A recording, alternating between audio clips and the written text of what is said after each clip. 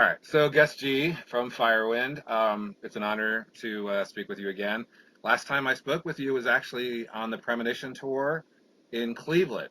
You and I did an interview at a shitty ass club in Cleveland at the bar. Are you talking about Peabody's, it was called? Peabody's. Good call. That's right. I heard somebody got shot there and then they closed down the club. Is that true? Yeah, among other things, I think somebody got shot in the alley. I know we got robbed there when we saw Moonspell. So actually, I think it was a week after we saw you guys, we got robbed, and Oh our my car was God. stolen, and all our gear was stolen. So yeah, good times. Wow.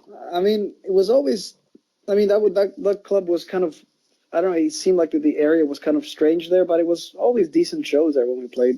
Yeah, it was a great show. Yeah, Yeah. that club sucks. The smell down below is just unbearable, and the above wasn't much better. But yeah, I mean everything's Agora now. So if you guys, I guess the tour most recently with Symphony X and Primal Fear was postponed, but Yeah. you guys were supposed to play the Agora for that, correct? I think so, yeah. I've Yeah. played there with a solo band a couple of years ago with I was on touring with my solo band in Oh, with Vinnie your Moore. solo act. Yeah, I think I remember hearing about that. That's right. Yeah, and we played the small room, but and I think they have two or three rooms there. Yeah, they have the main room, they have the little tiny room, and then they have a little closet. Yeah, yeah. I remember we played one of the small ones, but yeah, I mean, I think the Symphony X was supposed to play there, but that's gone now. So That's hopefully rescheduled next year. So it's for next year. Will it still be Yeah, with you guys and with Primal Fear and Symphony X, or yeah. That's the idea, to keep it as it is, and just waiting to hear on what the rescheduled dates are. Yeah. okay? Yeah, because that was a killer lineup, man. Talk about two great bands in Symphony X. You're not much into them?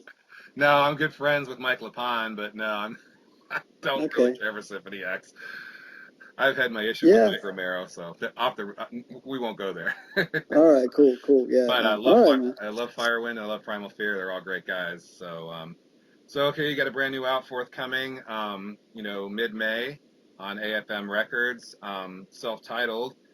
I guess this is the first album without Bob Katsionis. That's kind of like what happened to Bob. No, actually, it's the third album without him. He joined us on the third album. Oh So yeah, I'm sorry. I meant like okay, yeah, you're right. I wasn't counting yeah, those early ones. Okay, yeah. He I meant the hasn't been. Century Media ones on, but okay, you're right. My bad. You would know But I mean, I know what you mean, because he's been in the band for like 15 years. So easily. I mean, he's been an integral part of the band. So yeah, while he hasn't been since the very early days, yeah. No, it was, Bob. It was like, situation with him was, he just wanted to. I think he got enough of touring in his life. He's like, he hated the touring lifestyle. He didn't enjoy traveling anymore. He wanted to build a studio back home, and it's all good, man. You can't keep somebody in a situation where they're not happy with. They don't want to be, and I totally respect all that. And for me, it was also an opportunity to restructure the band. Reimagine the band, basically. And revisit it as if I would start over again. Yeah. And that's one thing I've noticed is less keyboard elements in the songwriting and in the songs themselves. Do you play the keyboards on the songs like say Overdrive or Yeah. Yeah, that's okay. me. Actually, we kept one song from Bob on this record. It's Orbital Sunrise, and we kept his keyboard tracks on that one. But other than that, the rest is just me. Yeah. Okay. What is an orbital sunrise? Is that a combination of the word orbit and ritual or No, it's actually I thought it's orbital is something that goes around an orbit, like orbits around the okay. Earth, I guess. So Okay. that's the orbital sunrise, like going around the Earth and watching the sunrise. Yeah. Yeah, okay. I knew what an orbit was, but I didn't understand the word orbital. I thought that was like a made up word.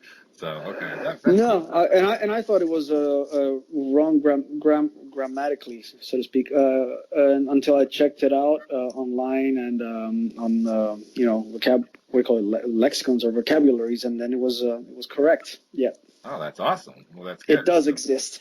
that's awesome. Yeah, it's I guess an astronomical term. So, and Yeah, I maybe. guess Yeah. it's I guess Bob still has his other band, Out Loud, correct? Yeah, I'm not sure. I don't know. I don't know if he's doing anything with that. Oh, I okay. know he's busy building a studio now because he has a Okay. lot of clients. He produces a lot of bands, mainly local bands here, and Right. A lot of great bands. Well, I know yeah, for a while your former drummer Mark Cross worked with him in Out Loud, but yeah, they haven't had an album for like maybe a year or two. I didn't know if it was still active. So that's good I stuff don't think too. they're. I don't think they're not. I don't think they play much. You know, it was more like I think they did a couple of shows here in Greece, but they didn't tour much. I always like that name Out Loud because for some reason for the last 15 years you always see these stupid people answering stuff like LOL, laugh out loud, but it always occurred to me that out loud was one word, so why is it LOL? It should be LO. But anyway, um, You're right. That's a good point right there. I LOL, didn't laugh think out about loud, luckily, laugh out loud, loosely. Anyway, um, it. seriously, yeah, if George Carlin was alive, I'm sure he would have hit it, gone like laugh out loud. That's two letters. That's two words. Yeah, exactly. That's that's like the new order of things, and that's how the newer generation came up with all these things. So now we are, it's been integrated into our into the way we speak and we Right, write I now. know, and I got some of the other ones like last, LMA, whatever, laughing my ass, that kind of stuff, and I got some of the other ones, but I never did get LOL. So, all right, so now you no longer have Hene Bass, who I'm confused, but did he play with you guys on a U.S. tour as well? He did on our very first U.S. tour, actually, That's what I in thought. 2007. Yeah, Thought that's when so. Apollo quit on us for the first time, and That's what we I had all thought. these. Yeah, we had all these tours scheduled, and then Henning came in to help us out. Yeah, and then eventually, yeah, he joined the band later, much later. Right, and then he did the Immortals album with you, which was the, Hmm. basically, I guess, concept album based on what Thermopylae, right? It was, yes, correct. It was about the Thermopylae battle and the Navy Battle of Salamis. So it Right. was concentrated on those two famous ancient Greek Right, battles. absolutely, absolutely against the Persians. So what happened to Henning? Did he? I mean, he's obviously not doing battalion anywhere, which sucks. So what is he up to? I don't know really. I think he was also having some slight health issues, and he was not sure about the touring part of it, and yeah, just a lot of things really getting in the way, and like a lot of uncertainty, and he was like one of those things, I had a plan, and he wasn't sure, so at some point, like a decision needed to be made because like months were flying by. I mean, the album was written, but we had no vocals, no nothing, and so at some point you just have to, we had to make a decision to continue with somebody else. Okay. So the songs were already written as well as the lyrics. Did you write the lyrics or? I wrote some. I wrote the songs. I wrote the Right. music. We recorded the music, and we tracked drums last August, and I did guitars and everything, and then like Henning doesn't write anything, so he's not a songwriter, and Right. so I was counting a lot on Dennis Ward, who helped me co-produce, like he Okay. did everything on Immortals, vocal wise, and Okay. so I was like, well, months were going by, and then Dennis got busy with Halloween. They hired him to co-produce the new album. Oh, really? We're talking Dennis from Yeah, Pink Cream 69, right? yeah. He's Dennis producing the Ward. brand new Halloween, the Hella Ray, basically the not Hella Ray. Well, I don't know. Pumpkins United. He's working on that album. Oh, I didn't know that. Yeah, he is. Yeah, he's been What? in Hamburg for a few months working on this now. My So both all of a bands are sudden, epic. I was like, okay, so I have no co-writers. I'm not getting anything. So and yeah, so it was like a situation. It was a weird. I got stuck there, and then we went on tour with Queensryche, and it was pretty obvious that we were not all on the same page anymore. Okay. Bob had his things that he wanted to do. Henning wasn't sure, so it's like one of those situations where like the whole thing is falling apart slowly, but and then I had deadlines. This is like pre-coronavirus, right? So we had deadlines. We had Symphony X tour coming up. There was plans for like honestly, there was plans for like 3 American tours, Australia, Japan, Europe, like the whole thing was going to be a busy 2 years.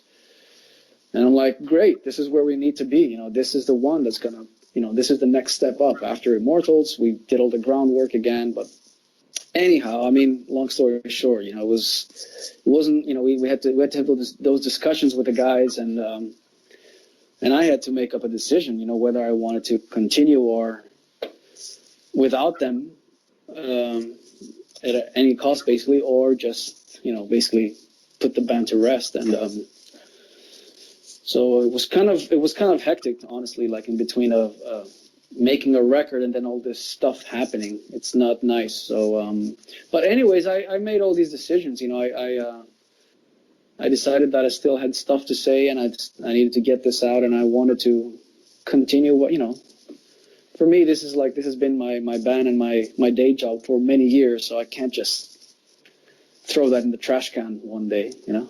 Absolutely, absolutely. And we're so glad after you did the Ozzy Osbourne stuff that you did reignite Firewind and come back to the band that we've most associated you with for the longest time. Yeah. I mean, that seemed logical to me because I was not used to being like a hired gun guy. I mean, okay, Ozzy's that's like a dream gig, a dream spot, like for any guitar player. Nobody would and should turn that down. But when something like that is over, you have to, I mean, what is there? Like you either go to the next job, so to speak, as a hired gun, look for the next gig, or you do your own thing. And luckily for me, I already had my own thing, and there was already a fan base that was existing, a little history, so there was no question that I should go back to that. Were you asked at all to contribute to any of the songwriting on the new Ozzy Osbourne album, or? What, this one that he just put out, you mean? Yeah, the most recent one that came out in February this year. Oh, no. I think he did that one really quick with the producer out in LA, yeah. So right. I was not involved in that at all. Which is why it's very mediocre. Do you like it? I actually thought there's some really good songs on there, honestly, yeah. I don't think of it as a heavy metal album. Okay. Yeah, I look at it as like a rock album, so it's a good bridge between like the pop stuff and the hard rock stuff, like that kind of thing, because I think that the producer he's working with, he's like a blues rock guitarist. Okay. And but it's not like the Ozzy record with the heavy metal guitars that people are used to, but at the end of the day, I mean, the minute that guy opens his mouth and sings, it's so identifiable. If it's good songs, it's good songs. And I think there's some really good moments, and I like his performances. It's very personal. I think there's a lot of feeling into. Well, the videos were sure awesome, and working with Elton John was pretty cool too. That was a. So yeah, there's cool moments like that. Yeah. That's why. I mean, I know it's not like in my opinion, it's not like a heavy metal Ozzy album, but it's still an Ozzy album. It's just a different one.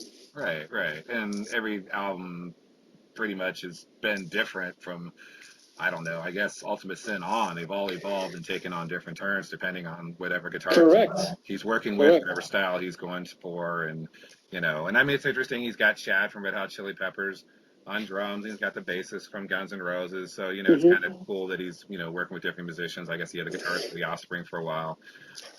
Yeah, I mean, obviously for me, the first 4 Ozzies are going to be the Ozzy stuff you want to hear the most. Obviously. I agree. Randy Rhoads stuff is unprecedented, and even the Jakey Lee stuff took a great turn. But it's still we had a sense with his health that he wasn't going to continue the tours anyway before all the COVID even hit.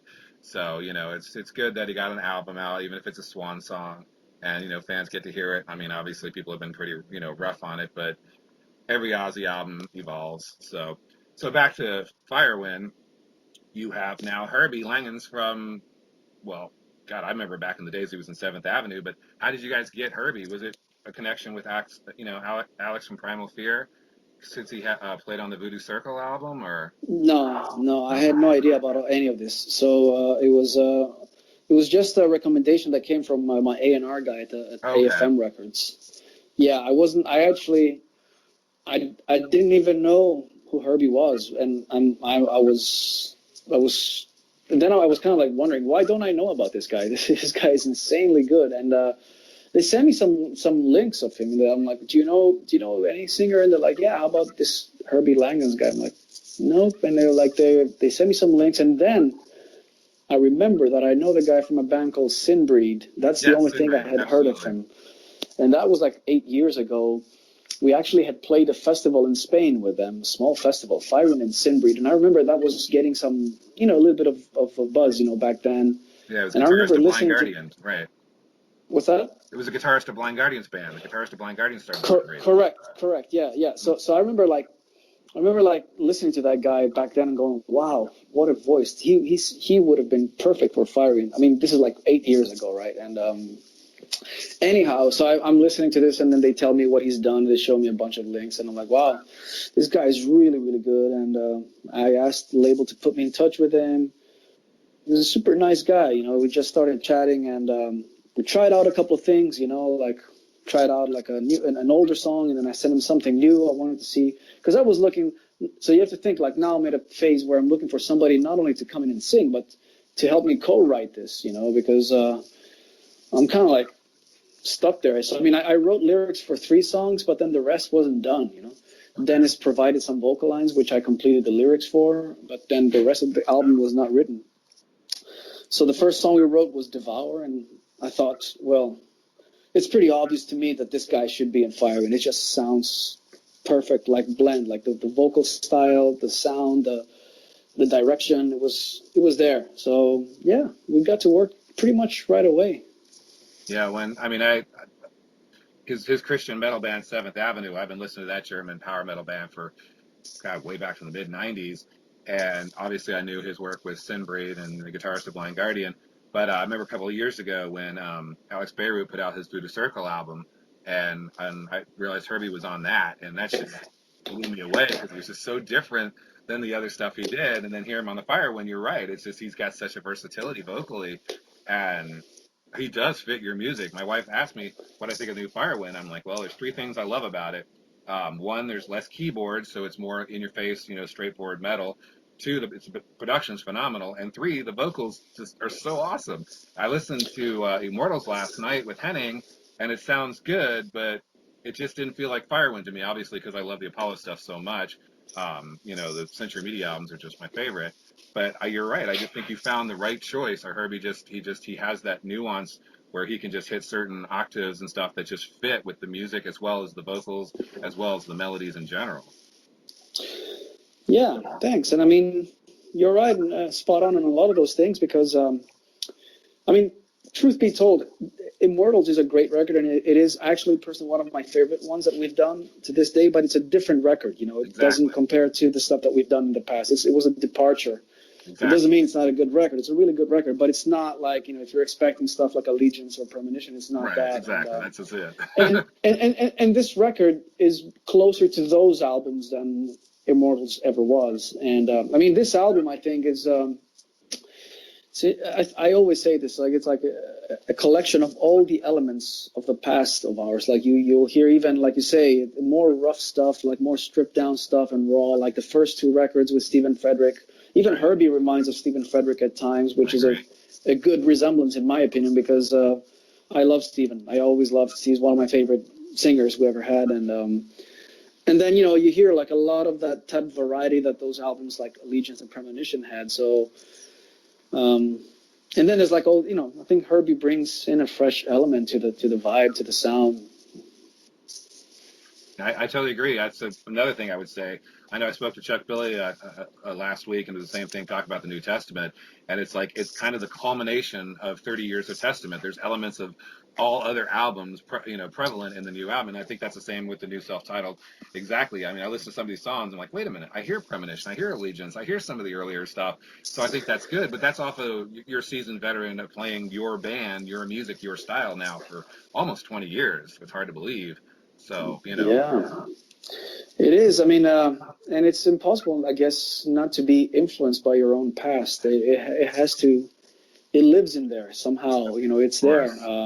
Without really, and like you say, it reminds of stuff, but I'm not really trying to copy any of the older songs. You won't hear stuff like we used to do, but still, it is the band sound. So, yeah, I think it's, it's like eventually, you forge your own path, your own sound, and you reach a point where you have enough of a catalog, and then all these things sort of like have their place in there, like all those bits and pieces. Well, there's so much shredding. There's so much shredding going on, but it's so melodic that you don't find yourself. You're not going off like in the Yngwie Malmsteen fretboard gymnastics nonsense where we lose track of where we are. I mean, it just, or even Axel Rudy Pell, or even Mike Romero from Symphony X. The songs still stay. You hear the shredding, but it gets right back to the chorus. It gets right back, and the songs stick with you quite, immediately.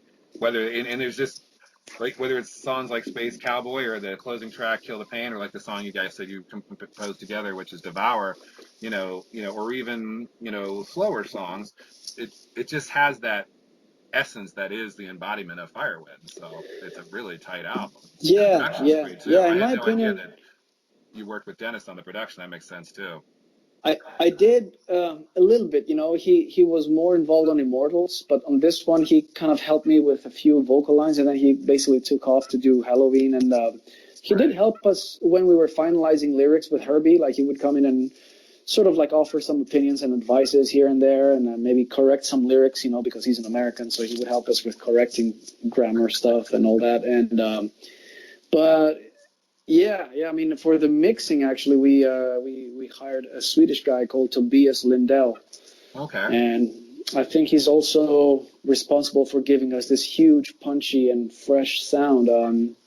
He's done stuff like he's done bands like Heat or Avatar, or I think he did. No, not I think he definitely did. He did a Europe album. Oh, okay. So more AOR officiated kind of hard rock So stuff. he's Okay. done like hard rock, AOR, but he's done Avatar, who's like a very heavy band. Yeah, So right. They're more, yeah, yeah, almost pop. Okay, yeah, I know who you're talking about. yeah, Okay. yeah, and he's done a lot of pop stuff in Sweden, and so he has this really loud, punchy mixes. So which I love. I think it fits this album so good. And what made you just settle on a self-titled? They just ran out of ideas. Not at all, actually. Believe it or not, the album was called "Welcome to the Empire" until the last minute. Oh, really? The first song? Okay. Yeah, and I changed my mind because I thought, you know what? Fuck it. This is like I wanted to name it Firewind, but I was scared. But I don't know what I was scared of. But then in the end, it was like, well, this makes perfect sense. After I saw the cover artwork, I'm Right. like, this is the self-titled album for many reasons, because this is a rebirth of the band. Okay. This is like a reimagination of the band, like a new introduction. All the elements of the past are there.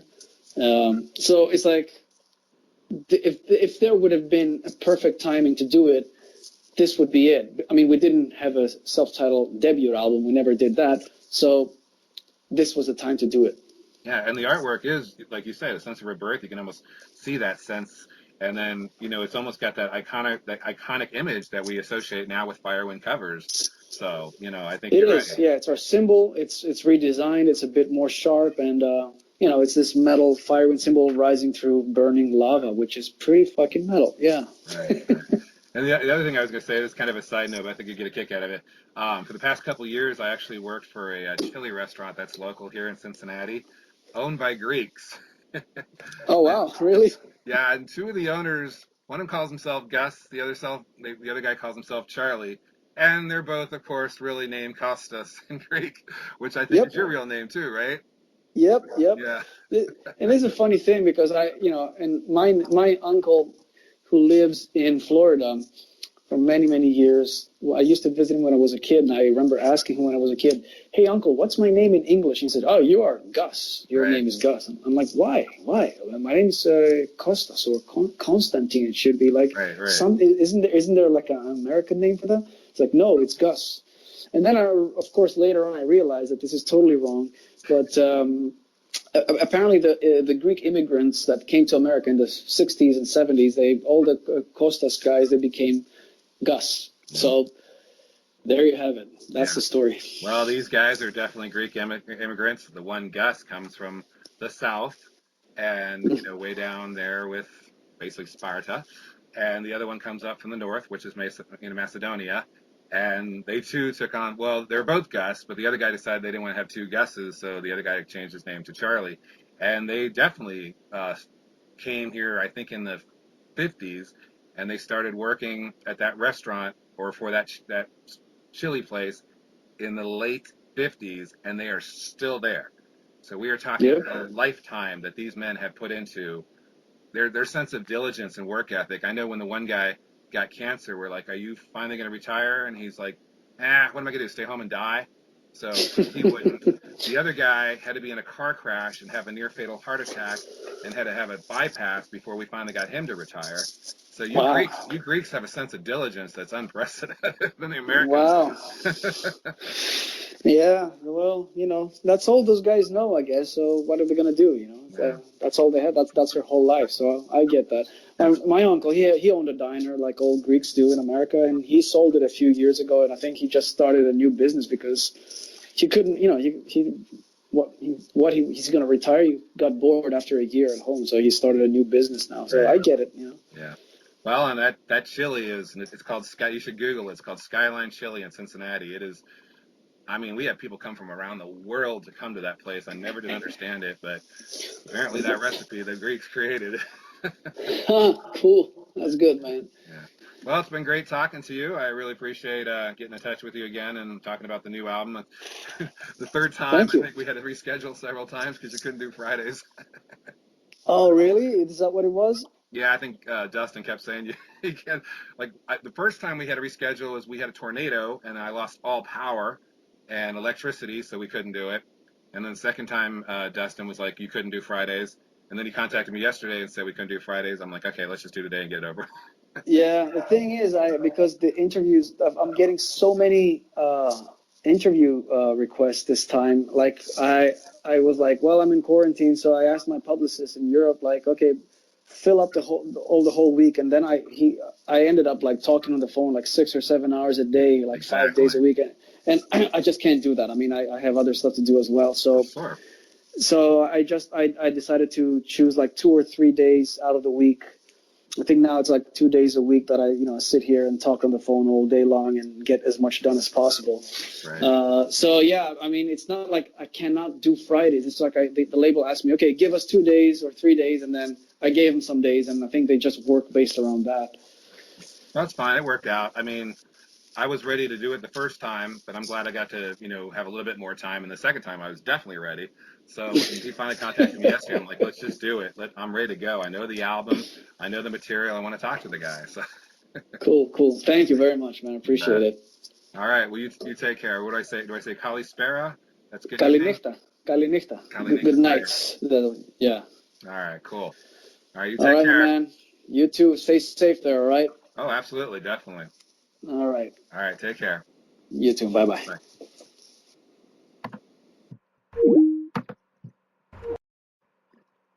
So when you do it,